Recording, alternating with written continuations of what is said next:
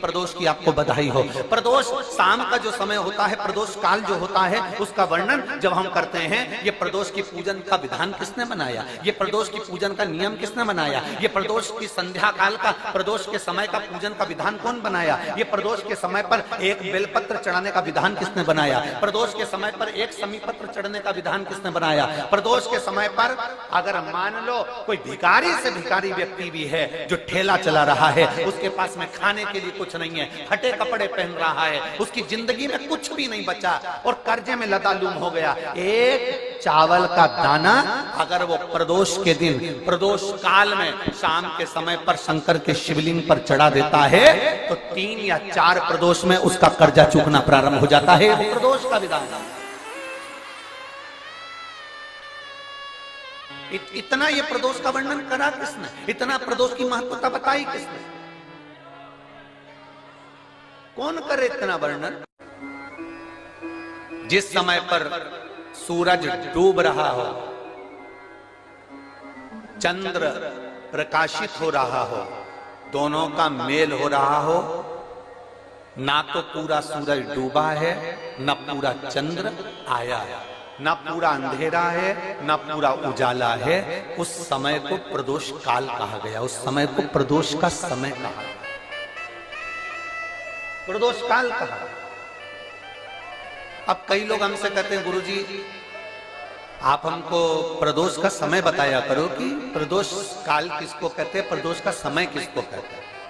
अब एक बात हम आप सबसे कहना चाहते हैं, जितने लोग आस्था चैनल पर सुन रहे हैं, जितने फेसबुक यूट्यूब पर सुन रहे हैं और जितने रेवाड़ी की इस पवित्र धरा पर कथा को सुन रहे हैं, आप सबसे एक बात कहना चाहेंगे, अगर हम समय देखकर बताएं आपको कि शाम को 6 बजे, 6:30 बजे, 6:30 पे लेकर 7:30 के बीच में ये समय है, या 5:30 से लेकर 6:30 तक का ये समय है, या हम तुमको बोल दें कि इतनी बजे ये समय प्रदोष काल का रहेगा या इतनी बजे ये समय रहेगा, तो देखिए कभी कभी ठंड का समय आता है तो दिन जल्दी ढल जाता है, कभी कभी गर्मी का समय रहता है तो दिन बहुत लेट ढलता है। इसलिए समय की गणना से मत चलो, आप तो ये अंदाजा लगाकर रखो कि दिन ढल रहा हो, अंधेरा होना शुरू हो रहा हो, सूरज डूब रहा हो, चंद्र प्रकाशित हो रहा हो, अंधेरा अपना काम कर रहा है, सूरज ढलता जा रहा है, दिन कम होते चले जा रहा है और अंधेरा थोड़ा बढ़ते चले जा रहा है, इन दोनों का जो मिलन का समय हो, अब वो कितनी भी बजे, आप तो बस उसके मिलन का समय निकाल लो, वही समय प्रदोष काल कहलाता है, वही समय प्रदोष काल।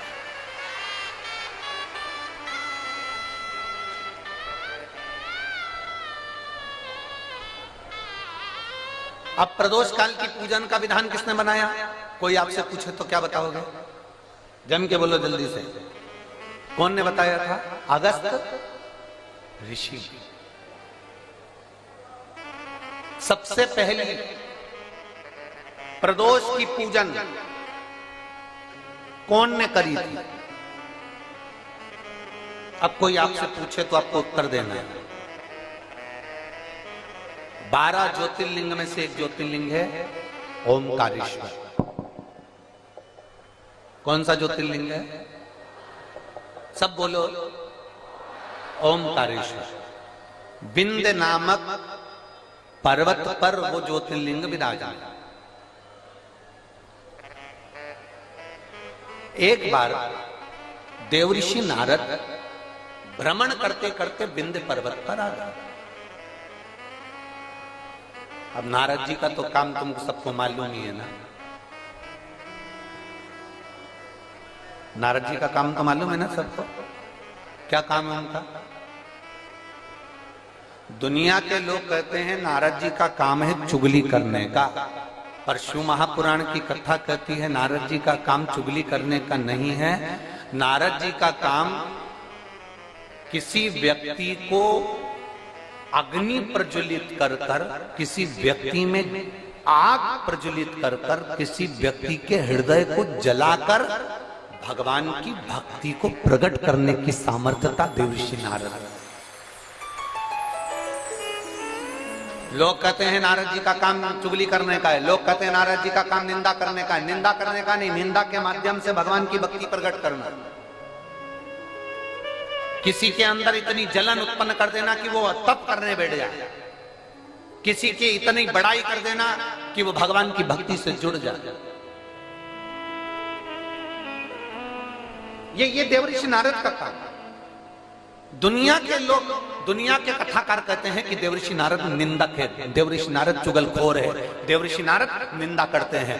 ये दुनिया के लोगों ने एक पक्ष देखा। अगर दूसरा पक्ष देखते तो मालूम पड़ता कि देवऋषि नारद निंदक नहीं है। देवऋषि नारद जो देवऋषि नारद हैं वो चुगलखोर नहीं है।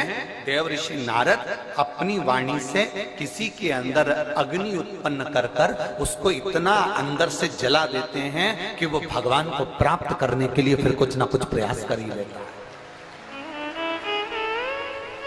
जब जब देवऋषि नारद ने निंदा करी, जब जब देवऋषि नारद ने चुगली करी, तब तक देवता को प्रकट होना पड़ा।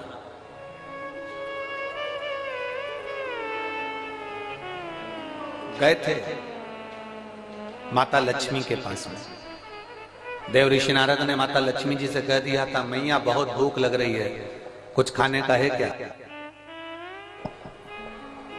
बहुत तेज भूख लगी है, कुछ खाने का है आपके पास में?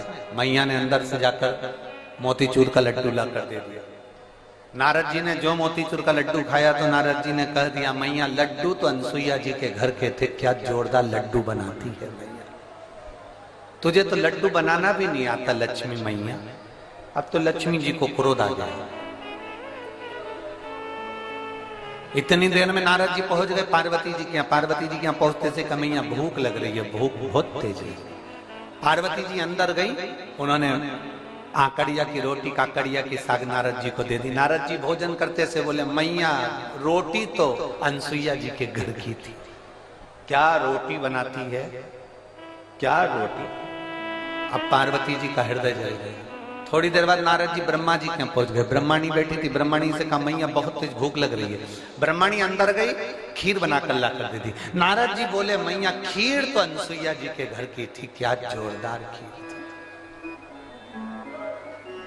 अब तो तीनों देवियां इकट्ठी हो गई। मोहल्ले की 3 माताएं अगर एक जगह पर मिल जाए तो समझ लेना कि किसी ना किसी की बुराई चालू है, किसी ना किसी की निंदा चालू है। अगर ये तीनों एक जगह पर मिल गई है ना तो जरूर किसी ना किसी की निंदा चल रही है, किसी ना किसी की बुराई चल रही है, पक्का।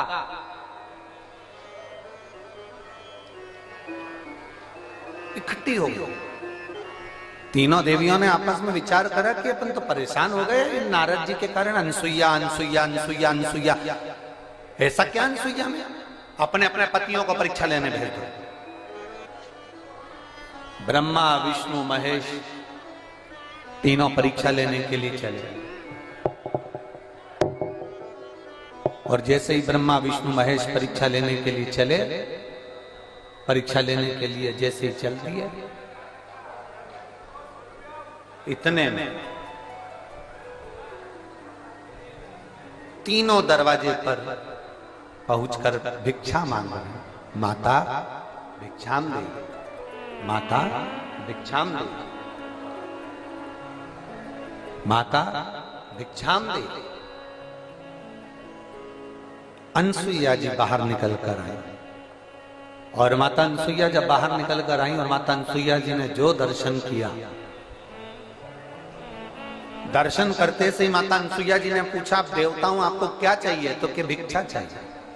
अनसुईया जी अंदर गई, पात्र में थोड़ी सी भिक्षा लेकर आई, अन्न का दान देने लगी। इतने देर में जब अन्न का दान देने लगी तब उसी समय पर अनसुईया जी जब अन्न का दान दे रही थी तब तीनों देवताओं ने खड़े होकर कह दिया, हमको भिक्षा ऐसे नहीं चाहिए।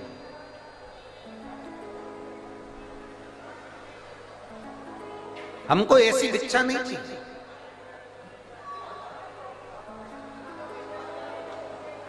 हमको ये भिक्षा नहीं, तो तुमको कैसी भिक्षा चाहिए? ब्रह्मा विष्णु महेश ने कहा, क्योंकि इनको देवियों ने कहा था कि जब भिक्षा मांगने जाना तो अनसुईया जी से कहना कि वस्त्र उतार कर भिक्षा देने के लिए, वस्त्र। अब तीनों देवताओं ने कहा मां भिक्षा तो चाहिए, मां भिक्षा तो चाहिए, पर वस्त्र उतार कर है, वस्त्र।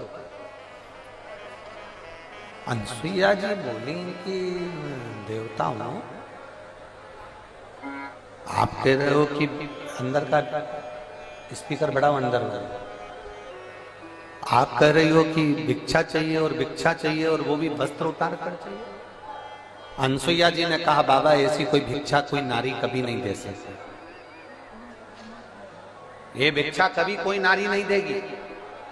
नारी अपने वस्त्र उतार कर कैसे भिक्षा देने आएगी?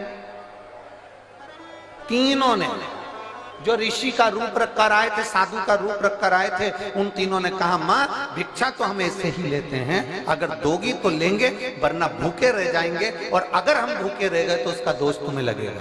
अनसुईया जी अंदर गई। नारद जी ने जो तीनों देवियों को अग्नि उत्पन्न करी थी वो अग्नि आप काम कर गई। अनसुईया जी अंदर जाकर जल लाई। अगर मेरा सात्विक तो पक्का है, मैंने अपने पति की सेवा परमेश्वर मानकर करी है, तो ये तीनों के तीनों बच्चे हो जाएं। जो जल छोड़ा तीनों के तीनों देवता 1.5 महीने के छोड़ा हो गए, 1.5 महीने।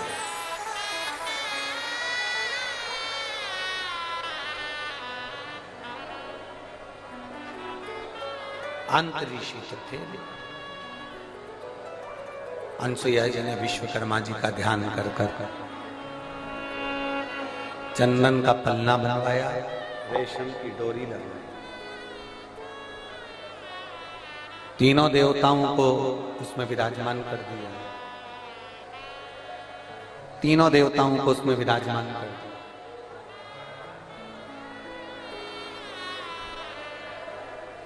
और तीनों देवता उसमें विराजमान हो गए।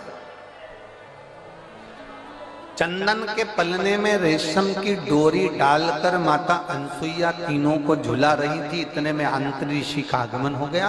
आंतरी ऋषि ने पूछ लिया अनसुईया जी से कि ये किनके बच्चे हैं? अनसुईया जी तुरंत आंतरी ऋषि से कहती हैं ये अपने बच्चे। आंतरी ऋषि ने कहा अभी मैं स्नान करने गया था तब तो एक भी नहीं था, और आया तो 3। अनसुईया जी बोली भगवान जब देता है तो छप्पर फाड़ कर देता है।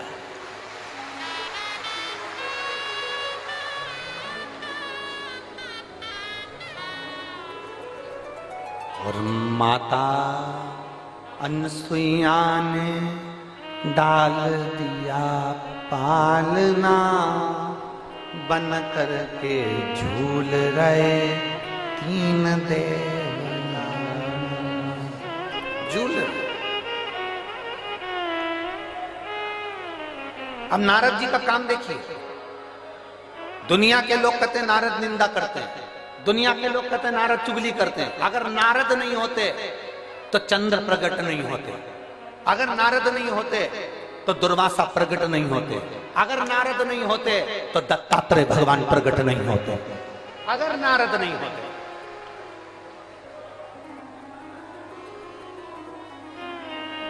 नारद जी चले, लक्ष्मी जी के पास में पहुंचे। मैया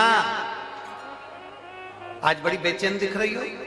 लक्ष्मी जी बोली क्या बताएं,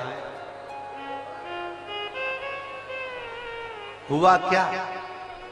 अपने पति को भेजा था अनसुईया जी की परीक्षा लेने के लिए, पर पते नहीं है उनके, आज बहुत दिन हो गए दिखे नहीं मेरे को। नारद जी बोले वो तो पलने में झूल रहे हैं। लक्ष्मी जी बोली फालतू की बात मत कर, मेरा इतना बड़ा पति कोई पलने में झूलेगा? चल जा से जा। नारद जी वहां से चले तो पार्वती जी के यहाँ पहुंच गए। पार्वती जी बहुत डिप्रेशन में थी, बहुत टेंशन था माता पार्वती जी। भगवान से देवऋषि नारद ने पूछा माँ आप बहुत चिंता में दिख रही हो। नारद जी बोले तो पार्वती जी बोली बहुत चिंता है, मेरी सहेलियों के कहने पर मैंने मेरे पति को परीक्षा लेने भेजा था, तो अभी तक पते नहीं है। और मेरे पति को तो कोई पकड़ भी नहीं सकता, कोई उनका किडनैप भी नहीं कर सकता, क्योंकि उनके गले में बब्बा पड़ा है। किसके बाप में दम है कि मेरे पति को पकड़ ले? दम चाहिए। मैया पल्ले में झूल रहे हैं, सरस्वती मैया से भी कह दिया पल्ले में झूल रहे हैं। तीनों देवियों ने नारद जी के चरण पकड़ लिए। नारद रुक जा, तो ये बता कि हम हमारे पति को कैसे लेकर आए? नारद जी ने कहा जैसे तुम्हारे पति मांगने गए थे वैसे तुम भी चली जाओ। तीनों ने ब्राह्मण की पत्नी का रूप लिया। दरवाजे पर अनसुईया जी के पहुंच गई। अनसुईया जी के दरवाजे पर जाकर तीनों देवियों ने आवाज लगाई, माता भिक्षाम दे, माता भिक्षाम दे, माता भिक्षाम दे, माता भिक्षाम दे। बार बार आवाज लगाई जाए, बार बार आवाज लगाई जा रही है, माता भिक्षाम दे, माता भिक्षाम दे, माता भिक्षाम दे।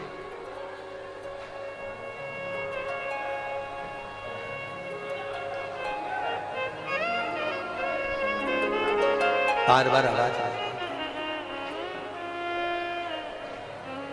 और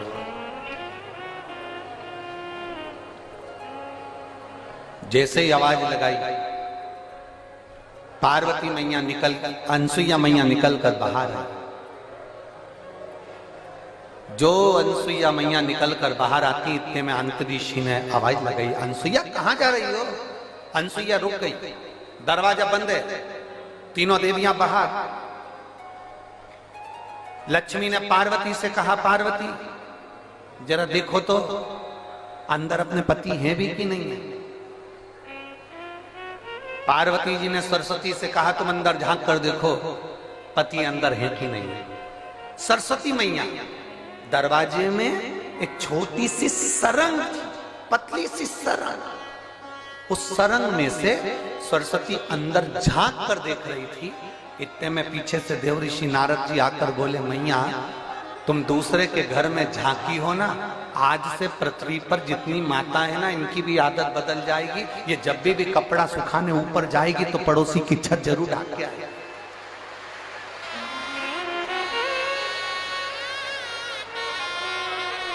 ए मैया, होली पे दिवाली पे अपने यहाँ पर पपड़िया बनी कि नहीं बनी, गुजिया बना कि नहीं बना, मठरी बनी कि नहीं बनी, चकली बनी कि नहीं बनी, अपने घर पर अचार डला कि नहीं डला, अपने घर पर कुछ काम हुआ कि नहीं हुआ, इनको कोई मतलब नहीं रहेगा। पड़ोसी क्या जरूर देखेगी तूने क्या बनाया, उससे जरूर। दिवाली पर अपने यहाँ रंगोली डली कि नहीं डली से मतलब नहीं है, पर पड़ोसी की यहाँ रंगोली जरूर देखेगी उसने कौन सी बनी। क्योंकि माँ आप झांकी हो, आप झांकी हो, इसलिए ये गुण आ जाएगा। जब सुना थोड़ी देर बाद माता अनसुईया जी ने दरवाजा खोला। जैसे दरवाजा खोला तीनों देवियां चरणों में पड़ गई। तीनों देवियां। अंतरीषी ने अनसुईया जी से पूछा ये कौन है? अनसुईया जी बोली ये अपनी बहुएं हैं। आंतरी ऋषि बोले बेटे इत्ते से बहु साथ साथ हाथ। इतने में तुरंत अनसुईया जी ने तीनों से कहा तुम्हारे ससुर जी हैं, पांव पड़ो, पांव पड़ो जल्दी से। तीनों देवियों ने आंतरी ऋषि के चरण छुए। आंतरी ऋषि ने अनसुईया जी का हाथ पकड़ा और एक कोने में ले जाकर पूछा अनसुईया पागल हो गई है? बेटे इत्ते से और बहू लिया साथ साथ हाथ की, तुझमें अक्ल वकल नहीं है क्या? बिल्कुल भी। इतने से बच्चे की कोई शादी करते हैं जो इतनी बड़ी बड़ी बहुएं लेकर आ गई। इतने में अनसुईया जी बोली अपने पति से स्वामी आजकल की बहुएं कमाता हुआ पति मिल जाता है लेकर के अलग हो जाती हैं। हमने कैसे पाल पोस कर बड़ा करा हम जानती हैं, अब बड़ा करेगी तब मालूम पड़ेगा, ले जा।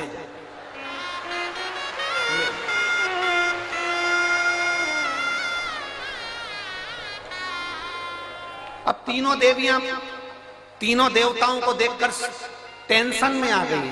लक्ष्मी जी बोली मेरा कौन सा है, और पार्वती जी बोली मेरा कौन सा है, सरस्वती जी की मेरा कौन सा है। तीनों एक एक बच्चे को उठाती है, घुमा घुमा के देखती है। बाप हर माल 2 रुपया, जिसका जो अंश है उठा लो।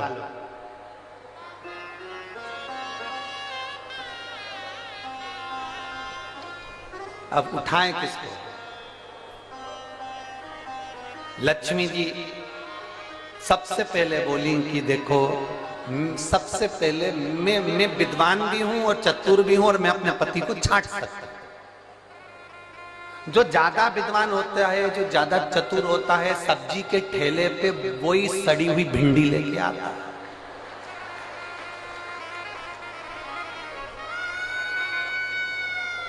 काना बैंगन जो ज्यादा समझदारी दिखाता है ना, वही लाता, वही छाट छाट के अलग अलग रखती जाएगी, रखती जाएगी, रखती जाएगी। सब्जी वाला इससे ज्यादा चतुर होता है, उसने कर रख ले, तू अलग छाट छाट के रख। इसने जैसी अलग छाट के रखा, थैली में भरा, भरने के बाद थैली इधर बाजू में रख दी, और जो सड़ा हुआ था उसकी थैली उसके हाथ में टिका दी।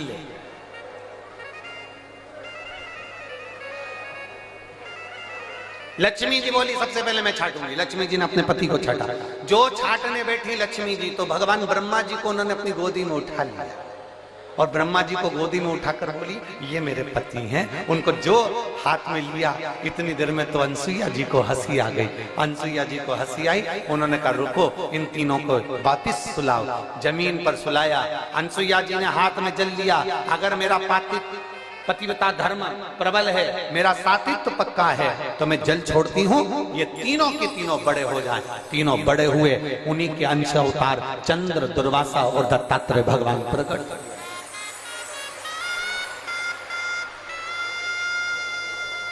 उन्हीं के अंश। और महाराज, दुनिया के लोग कहते हैं कि देव ऋषि नारद चुगली करते हैं, देव ऋषि नारद निंदा करते हैं, देव ऋषि नारद बुराई करते हैं। नहीं, देव ऋषि नारद देवता को प्रकट करने के लिए, भक्ति को प्रकट करने का कार्य करते हैं, और वो देव ऋषि नारद ने किया।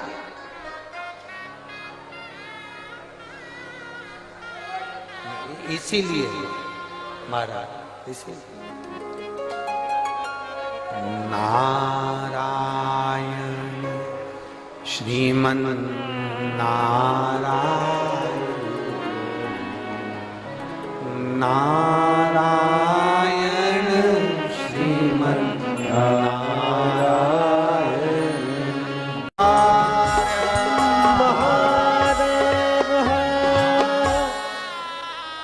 अपने स्थान पर बैठकर भगवान देवाधिदेव महादेव से दिल से प्रार्थना, भाव से बाबा देवाधिदेव महादेव से विनय करें, निवेदन करें, प्रार्थना करें। जहां जगह मिले वहां बैठकर भगवान शिव से अपने मन की बात करें। आज कथा का विराम दिवस है, दिल से बाबा से कहकर जाए। 19 तारीख से 25 तारीख तक जो ये पवित्र शिव महापुराण की कथा चल रही है, आज वो विराम की ओर जाएगी।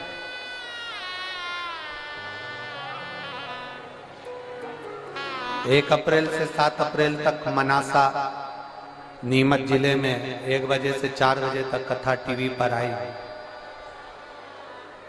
उस कथा का नाम है बेलपत्र शिव महापुराण की कथा। एक एक बेलपत्र का महत्व उस कथा में अपन जानेंगे, और उस कथा में अपन समझेंगे कि बेलपत्र की महत्वता क्या है।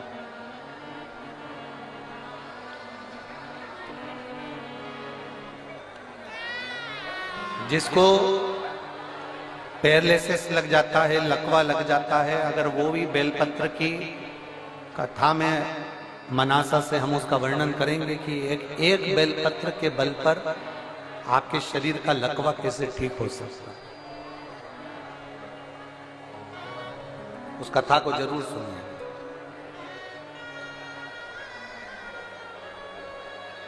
दिल से सब प्रार्थना करें, भाव से बैठकर।